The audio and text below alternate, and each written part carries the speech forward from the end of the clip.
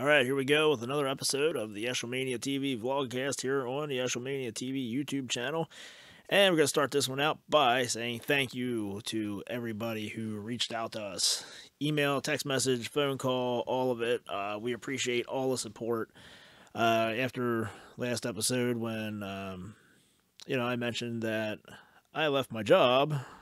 I won't go into the reasons. Miss Amaretto told me that I talked about that way too much last time. But anyway, I left my job. We went full time with our automower business, Robotic Mower Services LLC. Check out the website www.roboticmowerservices.com. And after that, there was quite a few of you that reached out to us and congratulations and showed your support. And I can't thank you enough. From me, from my family, from everybody here, behind the scenes that helps out with stuff. We all thank you. We are all very, very appreciative of the support. We're very appreciative of your parts orders, the business that you give us and everything, and for allowing us to help you with your automower related issues and supply the parts to you, the mowers themselves, all that stuff.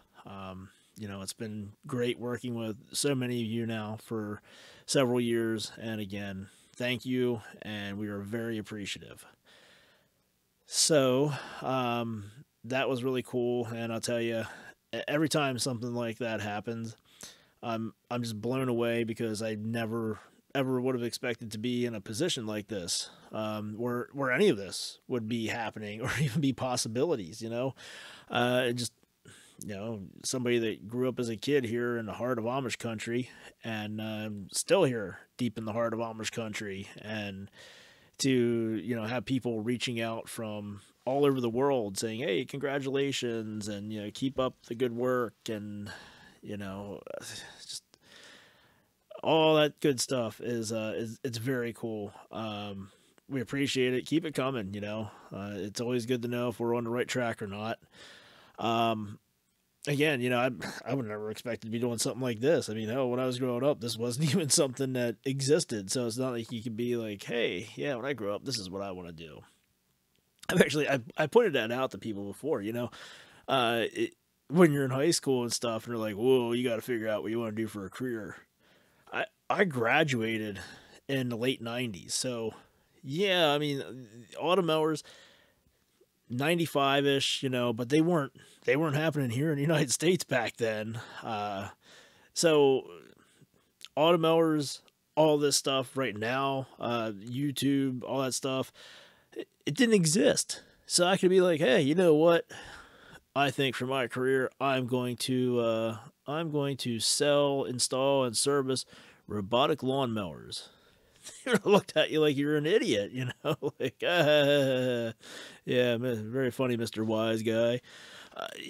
So, hey, if you got kids in school now, just push them to do the best they can, and not be closed-minded, to not lose. How do I want to put this? To be willing to adapt and take the opportunities that come along. If I would just stuck with what I was doing back then, if I would have just stuck with small engines and that kind of stuff, I would have never made it to this point. If I didn't have an open mind about it. Hell, I worked in welding and fabrication shops for a while. That was the typical stuff to do back when you're, coming out of high school in the 90s and early 2000s, and long before that, those were the jobs. And we got all kinds of new ones nowadays. So, yeah, push your kids to just take advantage of whatever's out there and learn new things and move in different directions. You don't always have to settle for what the traditional way was of earning a living anymore. So moving on from that, talking about technology and the way things change and evolve. One of the things I miss that used to happen all the time is the trainings that you would get from the manufacturers, the distributors for the products and the product lines you sell. You know, I'll admit, when I first started having to go to that stuff years and years and years and years and years and years ago, I thought they were boring. You know, the only bright spot about it was, hey, maybe I'll get a decent meal for lunch. Then it got to be, hey, you know what? If I do that, that's a day out of here. That's a day out of this shop. That's a day out of this dealership. Hassle free, no phone calls, you know, and hopefully get a good meal. So it's like, it's almost like taking a vacation day. So then I got a little bit more into doing that. And then it got to be, you know, it was kind of like there was a lot of people who were around my age that you started to realize, hey, every year I come here, this guy's here. Hey, you know what? That's the same guy that I saw at the Kohler training, and that's the same guy that I saw at the Echo training, you know. And you start to say, hey, you know, how's things going with you? Just, you know, shooting the shit here and there. And eventually, you know, because you're doing this every year and you start running to these guys, you know, multiple trainings a year then, because you're dealing in the same product lines as them, you start to, you know, become friends with these people. And it's kind of like, you know, running into old high school friends or, you know, an old neighbor or something like that. You know, and those trainings, they got better as the years went on because a lot of the instructors got better. They were interacting more with the mechanics and the people there for the training. You know, it wasn't just the boring, monotone, just, you know, lame shit that it was originally when I started going to these things. You know, it got to be better. They would slip in a couple slides here, you know, that were jokes that would make you laugh, or pictures of this or that, you know, that would just kind of break up the monotony. So it was something that you start to look forward to, because it was here in the Northeast, you know, this stuff would all go on in the wintertime when the weather was crappy, the days were short, you're stuck in the shop all day long, you know. It was a way to get out. It was a way to get free of that monotony, and you know, talk to some people who you don't see very often, but at the same time, they're the people who would know best what you've got going on in your daily routine in the shop or in the parts department or whatever, because they're going through the same stuff as well. And it was always cool to be able to compare notes and everything. But you know, the important part was, you were there to learn more about the products that you're dealing in, so you can then become better at your job. You can become a better dealer. You can sell better. By that meaning, sell equipment and products more suited for what the customer is trying to do, rather than what the customer just wants to spend. You know, you were armed with that information.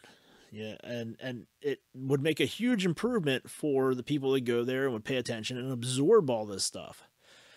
Now, there are still the people who had that same mindset, like I did originally, that I don't need to go to that. That's just a waste of time. They're just going to tell you stuff that we already know. Got the quote several times of, well, nah, I don't think I really need to go. I'm an old salesman. I'll figure that out. That same guy still hasn't figured it out. Trust me. But then it got to the point where the manufacturers, the distributors and stuff, they were like, hey, you need to send somebody. Somebody from your dealership needs to attend. Whether it's just a warm body and they come here and just sign a paper saying they were here, or it's somebody who's serious about this and wants to actually participate and raise their hand and ask questions and stuff like that. You know, somebody, at least one person has to come, or you're done. And they would make these threats, and very rarely would they follow through on it. And then you had outfits like Husqvarna that said, hey, you go online and you go to Husqvarna University. It's a real thing. Promise you, it is a real thing. You can Google it, Husqvarna University, and you go on there and you take the courses that we have available on there, and you pass that and you get to this level, and then you get to this level. We're going to give you extra money on your warranty claims. We're going to give you an extra 5% on your labor rate. So that was a pretty good incentive. You know, Briggs Stratton, you had to be a certain level with them. You had to have somebody at your dealership holding, the passing score to one or two of their tests to stay a dealer. And eventually with Briggs and Stratton, they would come around to you and say, hey, you don't have anybody working here listed as, whatever. Echo's the same way. They would send out an email saying, hey, you didn't go online and do this, and you didn't come do this in person at a classroom training. So you need to do this by the end of the year, or there's going to be punishment coming, whether it's you're losing your dealership or whatever. They were pretty adamant about it. And that got more serious as the years went on, especially when it became available online, where it's like, okay, you know what? You're telling us that it was, you were swamped with service work. We had a lot of snow. Your guys couldn't make it because it's like an hour away. We get it. But it's online now, so you need to take it online. And it was going that way more and more anyway, because you still had that pushback from some of the dealers that were like, that's a waste of my time. I'm not sending one of my guys out there to do that. I need him in the shop. In the middle of the winter, did you really? Okay, maybe you did, but most of the time, probably not that badly. But as I said, it was already starting to go that way, where they were putting more and more of the stuff online. Briggs had all their stuff. I remember guys saying that, hey, when I went to do the MST certification, that was where you had to drive to a certain place, and this was all official and everything, and you had to do this and this and this. Now you can go right onto the Briggs & Stratton Power Portal, and you can sit there for an hour, you can sit there for 3 days straight, whatever. And you can take all those tests to become a Briggs & Stratton MST, Master Service Technician. Same way, like I mentioned with the Husqvarna University, John Deere. They had the John Deere University. A lot of that was already out there. Then came the pandemic, and, well, we're not letting anybody travel, but we still want you to do this. So everybody fire up your laptop, your desktop, whatever you got, and join in. And now it's really hard to get back away from that. And I understand it from a business standpoint. Let's take Husqvarna, for example. They started doing these training webinars. A lot of organizations were just posting their stuff on their website and saying, here, you got to go in here and do this. Some were doing like Microsoft Teams meetings, the Zoom meetings, stuff like that. But Husqvarna, as I said, for an example, they were doing these webinars, training webinars. And you think about it, when they would have these different technical trainings or, the sales trainings and stuff, there's at least 2 people that they're sending out to each class they do. So they're paying for airfare, hotel, rental cars, meals, all that stuff for those 2 people. But they had multiple teams of these people that they were sending out. Not just to the United States, but Canada as well. That's costing a lot of money compared to, hey, here's an email saying that on this day we're going to have a training webinar. We are going to have one at 8:30. If you can't make that, we're going to have another one at 3:30 in the afternoon. So right there, that's the entire East Coast in the morning. There at 8:30, United States and Canada, and in the afternoon, you got the West Coast guys showing up. Again, United States and Canada, you're hitting 2 countries, an entire continent in one day. And the people providing this information that are in charge of these courses, they could be, at the office, they could be in a hotel room, they could be at home, wherever. So from a business standpoint, I get it. I really do. It's going to save a ton of money, but at the same time, it's definitely not as good. The struggle with the webinars, the Zoom meetings, the Microsoft Teams meetings, all that stuff is you have to type in what you want to ask, your question or your comment, and then you wait till they get to the end, and they're like, here's a question. Does this come with this? Could I put this on here? Well, we think what you're talking about is this. And so, no, we don't believe that. You can do that. No, that's not a possibility. And you're like, no, that's not what I'm talking about. You don't have a way to submit a picture. You have to type back in there, no, I wasn't talking about this. I meant this, and this. And you got to hope that as they go through the questions, they get to your response again before the webinar ends. And then hope they get it right, because if not, you got to respond again. And that's going to lead to, afterwards, you're going to have to send emails, call tech support, all that kind of stuff. Where that part is frustrating is it's not nearly as easy or as good as, hey, you right there in front of me. Yeah, see me waving my hand? This piece of equipment right here on this bench that we have in front of us that we're tearing apart, this part right here, I've had a problem with this doing this, and I think it's from when this happens to this. And they look at it and they say, oh yeah, we could definitely see how that would be a problem. Or, you could put this on here and do this, and right there you go. You got your answers, Just not as easy with the webinars. I do like the webinars for the fact that it makes it a lot more attainable. The information is a lot more attainable. So a lot of these guys at these dealerships, that seem to be lacking, or new guys coming in, put them in an office somewhere and say, here, catch up, watch all these webinars. If you got any questions, let us know. That's going to be able to train your employees on a lot of this stuff without you having to put the effort into it, and without you having to have a second person to do all that training for them, to give them that information. So that's a positive. And it's also nice because they have them all set up where you can go back in, you can watch them again. Briggs does this on their power channel. When they come out with a new product, when they do whatever, they have that stuff available on there. They've actually been doing their annual update online for quite a while. And they had it there for a while. It was online. It was, they'd send you a DVD or something, or it was in person. I took the in-person as long as I could. I rode out as long as they'd provide it. And we got away with it here in my area a lot longer than everybody else did because of the Amish. Yeah, true story.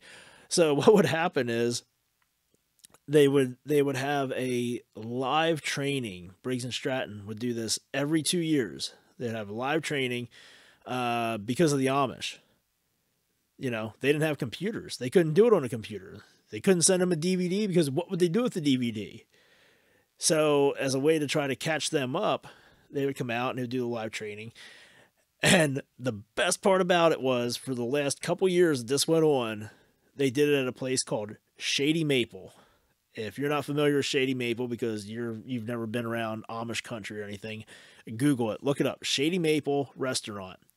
Actually, it's a Shady Maple Smorgasbord. So you go there for the training at lunchtime, smorgasbord included with the training.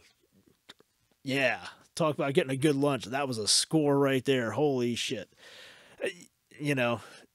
Shady Maple is a great place to go. If it's your birthday and somebody else comes in and you're with them and they're paying for their own meal, you get to eat for free. Everybody around here has done that over and over again. You can't have a birthday without going to Shady Maple at least once. Even if it's not your birthday, just go there and experience it. But anyway, getting back to the training stuff, I don't think that we're going to be able to get back to the live trainings, at least not the way they were. It's not as often as they were. I actually did get the benefit of going to one in Philadelphia back at the beginning of March. It was really cool. It was the first time since, I think, very, very early 2020, before everything went down with the pandemic stuff. So it was great. It was one for Husqvarna. It was actually it was two courses in one day. It was on electrical training and uh, two cycle theory and diagnosis. And both of them I had been to multiple times already because, hey, it's that day out of the shop. It's that day out of the dealership. We're going to get a good meal. I'm probably going to know these trainers. I'm going to learn something though. Like somewhere along the line, even doing that, there's still stuff that you would pick up, because the products change a little bit. The way stuff is done changes a little bit, you know. And then like I said, you get to be around these other guys and you get to hear a little bit of feedback of what they're doing. So in the middle of one of these courses, you can hear somebody say, well, hey, this is how I do this because we've had a problem with this happening. Oh, well, yeah, that makes sense. It's just, it was a good time. Like I said, it was down here in Philly, so it wasn't bad. It was like an hour, a little over an hour for me to get there. And it's the beginning of March. We still had shitty weather here, or still had more shitty weather to come here in Pennsylvania. So, and I wasn't losing anything by not being at the dealership. Perfect timing. Good time to get away. Great opportunity to catch up with some people that I hadn't seen in quite a while and to learn a few new things. So, if you're in this industry and you're not taking advantage of this stuff, you really need to start. This is what's going to help you be able to sell more stuff, to be able to understand the products you're selling, to be able to fix the products you're selling, and to stay up to date on the ways to fix and improve the products. Service bulletins, that's a huge thing. Like you go to an Echo training every year, you go to the Kohler training, all those different brands, they would always have service bulletins that they would say, here's a bulletin on this, and we ran into this on this product that we introduced last year, and here's how to fix it. And we saw that there was some issues with this, so we've changed this part to this part now, and this is an inch shorter, and all that stuff. That's how you find this stuff out. It's all right there. And then you can ask questions about it if need be, like I said. So if the opportunity is there, take it. Don't complain about it. Don't bitch about it. Just take it. Go learn, enjoy it, let the knowledge sink in. You're probably wondering, why am I telling you about this stuff? Well, the reason why I'm telling you about it is because, like I said, you get around these people and you see them over and over again, and you start to know a little bit about them, where they, obviously what dealership they work for, and things of that nature, and if you bump into them again outside of there somewhere, it's like, hey, what's happening with this, and you just kind of catch up a little bit. So that was the way that a lot of these people, I came to know them. Then there was a few who I actually got to know. I actually would interact with them at the lawn and garden tractor pulls that we were doing. And then it's like, hey, I know that guy from tractor pulling, and you talk a little bit, this and that kind of stuff about tractor pulling and everything, and so you never knew where you're going to run into any of these people at. But there was actually a guy who I got to know kind of somewhat through tractor pulling. There's a place called Rough Tumble. We go there, my family and we've been going there for decades. It's a cool thing if you're into any kind of power equipment or anything like that. It's in a town called Kinzers, Pennsylvania. It's close to the Gap. It's about an hour and 20 minutes west of Philadelphia. It's right along Lincoln Highway, and it's Rough Tumble Engineers. They have a museum there. It's a great thing. All kinds of old school stuff, steam powered stuff and all that. I think it's actually called Rough Tumble Historical. Gosh, I forget what it is now. I'm looking at the website right here, and they just have it Rough Tumble Engineers. So maybe Maybe they did a name change. The website is roughandtumble.org. You can check that out. But you've probably seen videos that we have here on this channel showing stuff from there, some tractor pull stuff, just the old antique tractors, the old steam powered stuff and everything. It's really cool to go and check that stuff out. But anyway, getting back to my story here, we would go there because almost every time they would have an event, they would also have a garden tractor pull. And this was kind of a uh, not not as not as a competitive one as oh yeah, here we go, Rough and Tumble Engineers Historical Association. But anyway, the tractor pulls they had there were very basic. The sled wasn't the greatest. The track was and still is pretty crude, and it was just a lot of people who had stuff there on display, bring it out just to see what it would do. You know, they didn't like to see anything that was hopped up, souped up, beefed up, anything like that, because they didn't want it.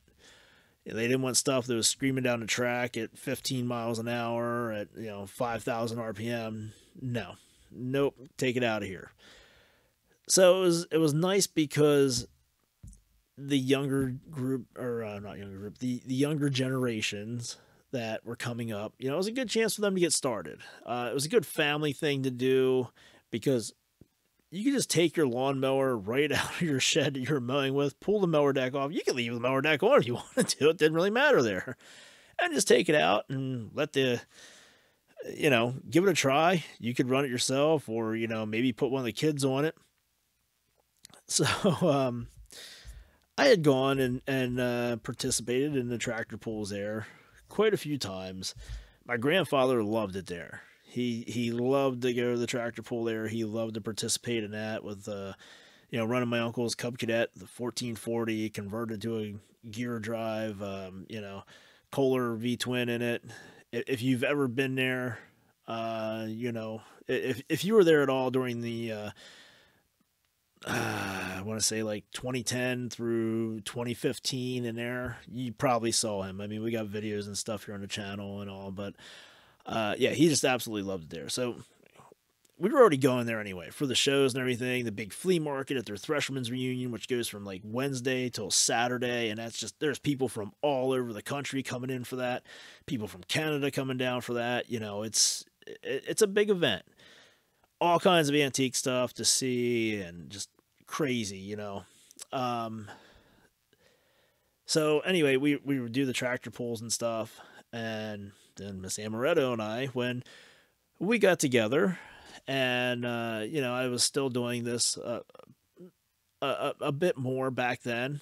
Not as much as I had been, but still getting out to a few tractor pulls here and there. And I said, hey, your daughter, she's old enough. I think the cutoff age was around, or the starting age was around 8 or 10 you had to be. And I said, hey, your oldest daughter, she's old enough to do this. Do you think she would be interested in participating in it? And she said, oh, I don't know. And that's, I'm like, well, it's something cool to get her into. And, don't worry, I'll take care of everything. I'll get the tractor ready and stuff. And, but she would be embarrassed if something happened, or, what happens if she goes out there and just doesn't do any good? And I'm like, don't worry about that. I was like, I'll make sure that she's, up there, at least middle or better, but probably better. So, her daughter said she would give it a try, and I'm like, all right, well, here we go. So I had, at the time I had a wheel horse Raider 12 that I had ran at a bunch of tractor pulls, in factory stock class. Just, I mean, it was almost as stock as could be, but, we did have the handle, the deck lift handle, modified it so that on the other end of it, where opposite of where the deck handle, the lift handle is at, there's a shaft there that runs through across the bottom. So opposite side of the tractor where that lift handle's at, put an arm on there with an idler pulley. If you watch the video we have for the Wheel Horse 1057, same setup, So with that, what you can do is you can use that deck lift lever and you push it forward, and that arm with the idler pulley just jams the drive belt down. That prevents the belt from slipping as easily, which means you don't have to have those super duper heavy duty springs on there that make the brake / clutch pedal impossible to push down, which is not what you would want to have on there if you have a person who's unable to push that pedal down running the machine. So the tractor, as far as that part, was, pretty ready, but it had the old 12 horse K series Kohler in there, and I thought, nope, let's just do something a little bit better here to make sure that she wants to do this a few more times. So pushed it into the garage and yanked the old 12 horse out and grabbed one of the 20 horse Kohler commands I had sitting around here, and we threw it in there. And so she was kind of nervous. We go out there, she lines up out there at the track, and I said, don't worry, we'll go out here to the sled. I was like, just put it neutral. I'll push you out there. So I pushed her out there and pushed her back to where they could hook it up, took the slack out of the chain and everything, and said, all right, you go to go. This is what you want to do here. Just let the pedal out slow. And once you get going, push this lever down. And we had a foot throttle on there. And he said, just mash it to the floor and go till you see that guy wave the red flag telling you to stop. And the flag guy, he gives the green flag, and off she goes. And he pretty much had to turn around and start running to keep up with her. She was running that wheel horse in third gear, stock transmission, and it was all but off to the races. And the flag guy was livid. He, was having a fit about that too fast, and she couldn't even back up to the sled. I'm like, it's her first time, She was worried. She was stressed out about it, and having a fit. So the thing about it is she got a full pull. Somebody else in the class got a full pull. So that means they've got to come back and they have to have a pull off to determine first place. And the flag guy comes down. He's like, that's too fast and you need to keep it in second gear or less, and blah, blah, blah, blah. Okay. So I told her, I'm like, all right, here you go. You drive it out here and you back up to the sled. So she did. And I said, this is the gear you need to put it in. You're not allowed to use that one. So put it in this gear. And she did. He waves the green flag and off she goes. And she ended up winning. She took first place. And everybody was excited, because it wasn't too often you would have a female doing this competition, and there she was, taking first place. Everybody's all excited. Flag guy was still a little bit bent out of shape, though, about the tractor and all that stuff. And, we didn't really see eye to eye on that. So then, I think it was like the next year, same flag guy, he disqualifies my grandfather for passing him. And my grandfather's running a Cub Cadet with a stock engine, stock transmission. It's like, come on, man. And the crazy part about it was, at that time, they're telling us the speed limit on the track during the tractor pulls, that speed limit on that track is 3 miles an hour. But around the grounds where the people are walking, the speed limit was 5 miles an hour. And somebody actually mentioned this during one of the drivers' meetings before one of the pools. And they're like, well, how comes we have to go slower on the track where we're competing than we have to go when we're driving through a crowd of people? All right. So, anyway, the flag guy, his name was Steve Koser. And he was a prominent member of Rough and Tumble, the organization. He was big with the John Deere stuff. And, we had that there, going back and forth about that kind of stuff and all. But he was a guy who was also a power equipment dealer.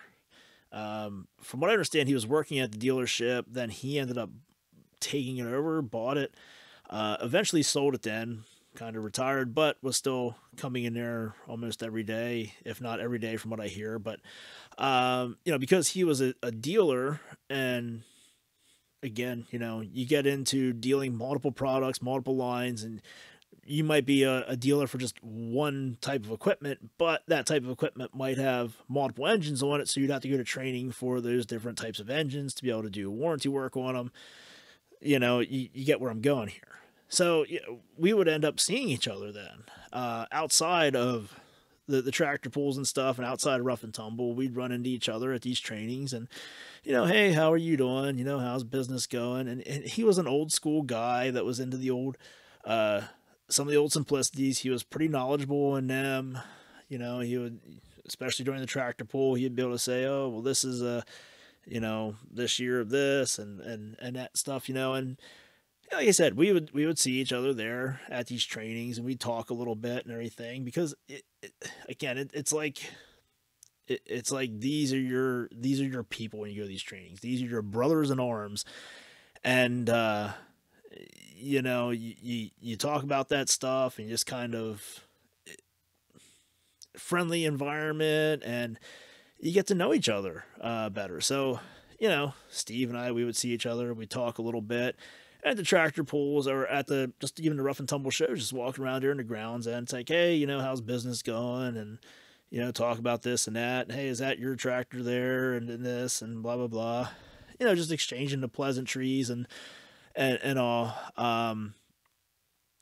So then COVID came, obviously, and like Rough and Tumble canceled that in 2020.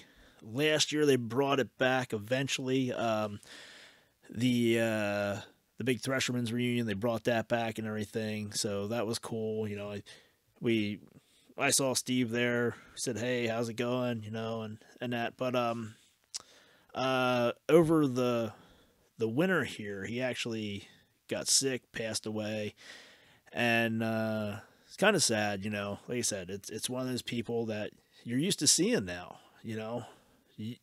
You have these small little conversations here and there, and you see him in passing, and hey, how's it going, and everything. But like I said, he was a prominent member there of Rough and Tumble, of the Historical Association, and the Waterloo boys with the old John Deere stuff and everything, and there with the tractor pulls, the garden tractor pulls, the classic and antique farm tractor pulls. And so he passed away, sadly. And just recently here, back middle of April, they actually just did a Steve Koser Memorial Tractor Pull, classic and antique farm tractors. So I stopped out there just to take it in and just kind of show my respects and stuff to a guy that I knew, who I had many interactions with, and one of our fellow small engine outdoor power equipment guys who left us too soon. So kind of a sad story there, but anyway, just this is the kind of stuff that you don't hear about, you don't know about when it comes to the outdoor power equipment industry, and this stuff just kind of all ties together.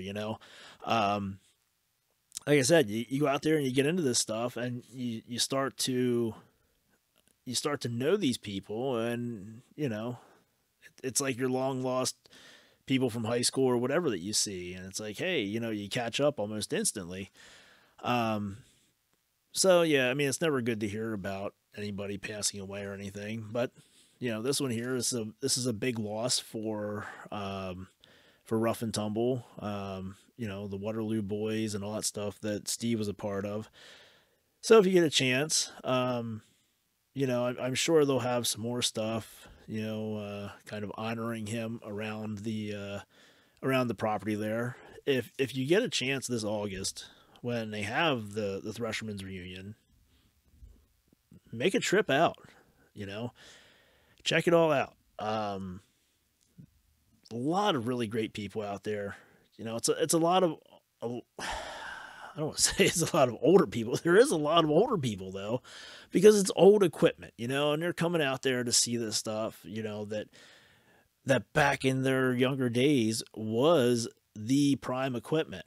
But there's also a lot of younger people, which is really good to see, that there's a lot of the younger generation that are getting out there and being involved with this stuff. They're bringing this equipment back to life. They're restoring it. They're putting it out there on show and everything. So it's really cool. You know, if you're into antique equipment, if you're into old farm machinery, if you're into history, if you're into just getting out into the country and, you know, a cheap little getaway for a Saturday, or, you know, like I said, it goes on from Wednesday through Saturday. So there's a flea market, all kinds of good stuff to take in. You know, they've got they've got an actual locomotive running around the property there. They've got the old school getting tongue tied here. The old school excavating equipment out in the corner. My mouth is so dry because I've been talking so long. Yeah, the old school excavating equipment out out in the back corner by the flea market. You know, they do lawn and garden tractor pulls there during the show. That's usually on Saturdays. They do a classic and antique farm tractor pull. They do tractor games where the guys are going out there and seeing who can back up a wagon the fastest, and other types of stuff like that. And then they have the old steam powered tractors, and they do what they call a spark show at the end of the night. You know, when it's real dark and they're throwing the wood in there that's shooting all the sparks up in the air. It's really cool. It's kind of like fireworks, but, you know, more country boyish. And you'll see all this stuff driving around in action. You know, you get to take it all in. You get to see it all up close. You know, it's great. It's really cool, and it's something that makes you very appreciative of what we have today. When you see some of this equipment and you think, oh my God, these guys were productive with this. And you look at it and you're like, well, they didn't even have the modern equipment to build this equipment. What did it take? What did it take to build one of these pieces of equipment? One of these old steam powered tractors. What did it take just to build that engine, you know? And the guys who operated this, you know, they were, I mean, that was back when the men were men. That's, you know, that's the best way to put it. You know, no power steering on this stuff, no hydraulic lift, no electric this or that. It was all just manpower, just muscle that steering wheel around. Yeah, it's crazy.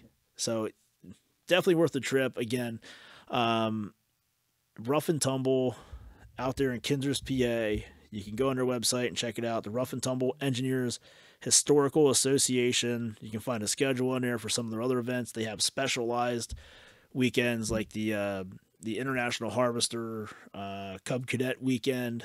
You know, I think that's Friday and Saturday. You'll see some of that stuff on display out there. Not nearly as big of a show for sure as the anniversary show, the Thresherman's Reunion, but still, you know, like I think it's like $5 a person to get in. You can get a membership to the place for next to nothing. If you're going to all the shows throughout the year, get the membership. They also have the John Deere days where the Waterloo boys have a bunch of tractors out there on display, old John Deere stuff and everything. They do a garden tractor pull. I think they do a classic and antique farm tractor pull during that show. There's the Thresherman's Reunion in August, and then at the end of the year, you got the what they call the Time of Harvest, which is pretty cool. That one happens in the fall. Quite a few times we tried to go there in the fall for that one, and we just have that wonderful Pennsylvania weather where it's like 70 degrees on Friday and pouring down rain and 35 on Saturday. So you really had to watch the weather to be able to make that one. But yeah, again, you never know who you're going to run into there. You never know who you'll see or what you'll see. And, yeah, maybe you'll be able to strike up some conversations over some of this old equipment like we have with so many people. Like I said, I was just out there at the Steve Koser Memorial tractor pull the other weekend. And, I'm just standing there. I was taking some pictures of some of these tractors that I thought looked really cool. And this one guy says to me, he's an older guy, and he says, oh, you ought to see the tractors at this show, and, going on. We had a good 15-minute conversation. I have no idea who he is. He doesn't know who I am or anything, but we talked about this stuff, and the farm tractors that the people in my family have, and, what he grew up with and that kind of stuff. And we need more of that in the world. You know, we need more of that conversation. We need more of that back and forth between older generations and younger generations. You know, without all the just political BS and the woke stuff and the feelings and stuff like that. We just need the normal conversations. We just need the normal friendly atmospheres, right? That's what we need. You know, that's what's going to help us keep moving on as a human race. The more of that we have, the better off we are. So, hey, come on out and be a part of it if you get the chance. Again, that big show, the Threshman's Reunion is August.